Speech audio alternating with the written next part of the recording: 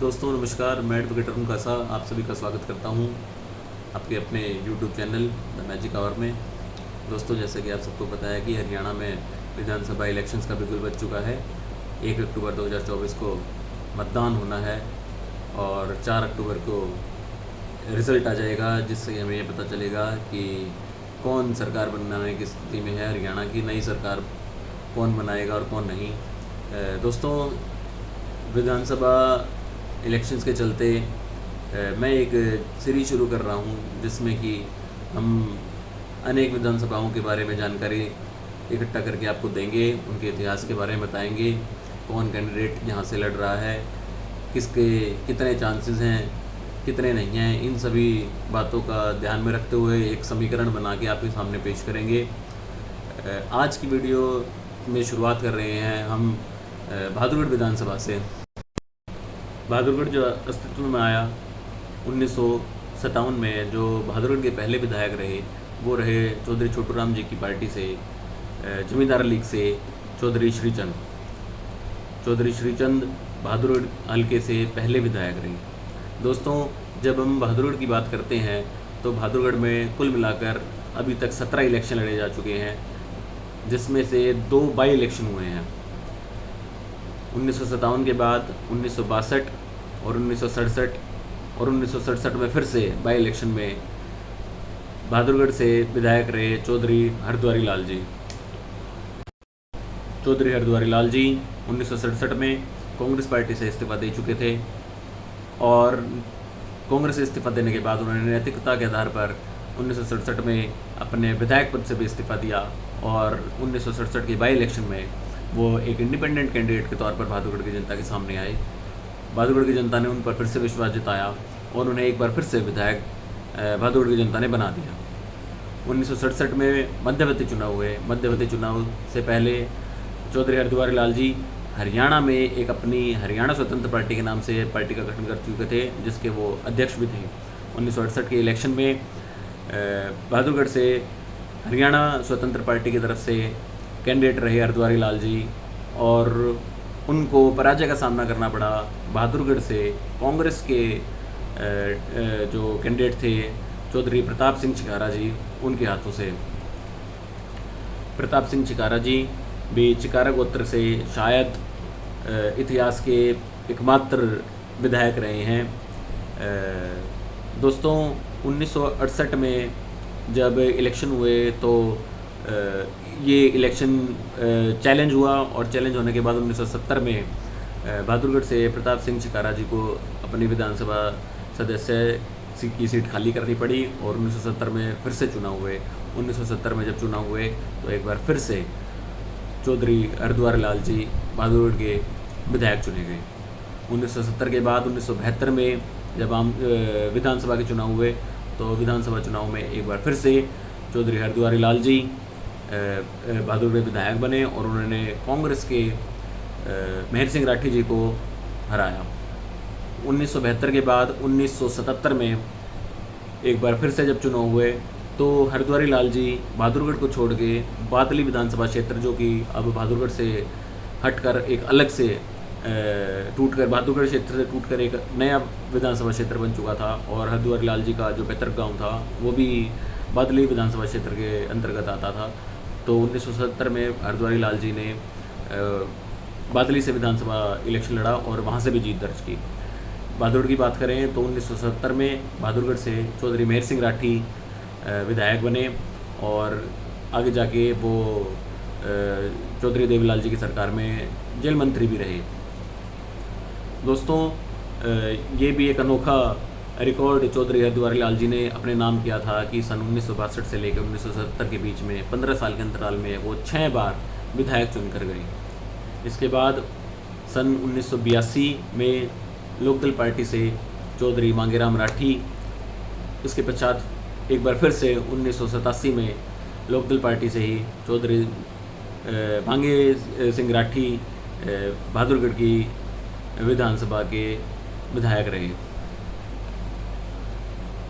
उसके पश्चात सन 1991 में जब इलेक्शन हुए तो कांग्रेस पार्टी की तरफ से चौधरी सूरजमल जी को अपना कैंडिडेट बनाया गया और चौधरी सूरजमल जी ने कांग्रेस पार्टी का विश्वास कायम रखते हुए 1991 में लोकदल से ये सीट छीनकर कांग्रेस पार्टी की झोली में ये सीट डाली और 1991 में बहादुरगढ़ के विधायक चौधरी सूरजमल रहे। 1991 के बाद 1996 में चौधरी नफ़े सिंह राठी बहादुरगढ़ के विधायक चुने गए।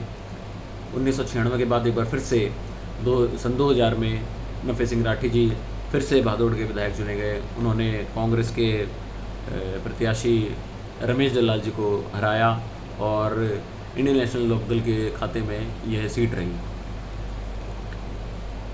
सन 2000 के बाद सन 2005 में कांग्रेस पार्टी की तरफ से चौधरी राजेंद्र सिंह जून को अपना प्रत्याशी बनाया गया और चौधरी राजेंद्र सिंह जून ने कांग्रेस पार्टी के विश्वास को कायम रखते हुए लोकदल से ये सीट वापस ली और चौधरी नफ़े सिंह राठी को हार का सामना करना पड़ा और 2005 में बहादुरगढ़ के विधायक चौधरी राजेंद्र सिंह जून बने। 2005 के बाद 2009 में एक बार फिर कांग्रेस पार्टी के प्रत्याशी चौधरी राजेंद्र सिंह जून और नफ़े सिंह राठी इंडियन नेशनल लोकदल के प्रत्याशी के बीच में कड़ा मुकाबला हुआ और एक बार फिर राजेंद्र सिंह जून ने नफ़े सिंह राठी को हराया और 2009 में एक बार फिर से बहादुरगढ़ की जनता के विधायक बने। इसके पश्चात 2014 के चुनाव में पूरे देश में मोदी की एक लहर चल रही थी। मोदी की लहर के चलते हरियाणा में भी इसका काफ़ी असर था और बीजेपी जो पार्टी थी वो काफ़ी बढ़ रही थी। पहले बीजेपी पार्टी हरियाणा में ज़्यादा कुछ खास कर नहीं पाई थी। वो क्षेत्रीय दलों के साथ मिलकर चुनाव लड़ती थी। उसने लोकदल के साथ, शिरोमणि अकाली दल के साथ भी मिलकर चुनाव लड़ा, लेकिन 2014 में उसने बिना किसी गठबंधन के चुनाव लड़ा और 2014 में उन्होंने सरकार भी बनाई। इसी के चलते 2014 में बहादुरगढ़ के लिए नरेश कौशिक जी को एक नॉन जाट चेहरे को भारतीय जनता पार्टी ने मैदान में उतारा और ये उनका जो परीक्षण था वो सफल भी रहा। 2014 में नरेश कौशिक जी ने राजेंद्र सिंह जून को मात देते हुए 2014 में ये सीट कांग्रेस के राजेंद्र सिंह जून के हाथ से छीन ली और 2014 में वो बहादुरगढ़ के पहले नॉन जाट विधायक चुने गए। इसके पश्चात 2019 के इलेक्शन में एक बार फिर से राजेंद्र सिंह जून और नफ़े सिंह राठी और बीजेपी से नरेश कौशिक जी के बीच में मुकाबला हुआ और इस मुकाबले में चौधरी राजेंद्र सिंह जून ने अपनी पुरानी हार का बदला लेते हुए नरेश कौशिक जी को हरा के एक बार फिर से 2019 में बहादुरगढ़ की जनता ने विश्वास जताया और राजेंद्र सिंह जून एक बार फिर से 2019 में विधायक चुने गए। दोस्तों, बहादुरगढ़ विधानसभा से हरियाणा में 3 मंत्री रहे, जिसमें कि पहले चौधरी हरद्वारी लाल जी रहे। 1 नवंबर 1966 में हरियाणा के गठन करने के पश्चात जब 1967 में हरियाणा के इलेक्शन हुए और सीएम श्री राव बीरेंद्र सिंह जब हरियाणा के सीएम बने तो उनकी कैबिनेट में चौधरी हरद्वारी लाल जी पहले शिक्षा मंत्री के तौर पर उन्होंने अपना कार्यभार संभाला। इसके अलावा चौधरी महर सिंह राठी भी हरियाणा में मंत्री रहे। उन्होंने 1970 में जब वो विधायक चुने गए थे, 1970 में विधायक चुनने के बाद उन्हें चौधरी देवीलाल जी की सरकार में उन्हें मंत्री बनाया गया। इसके अलावा एक और मंत्री जो रहे वो चौधरी मांगे राम जी राठी रहे, जो भी लोकदल की सरकार में जहाज रानी मंत्री के तौर पर उन्होंने काम किया।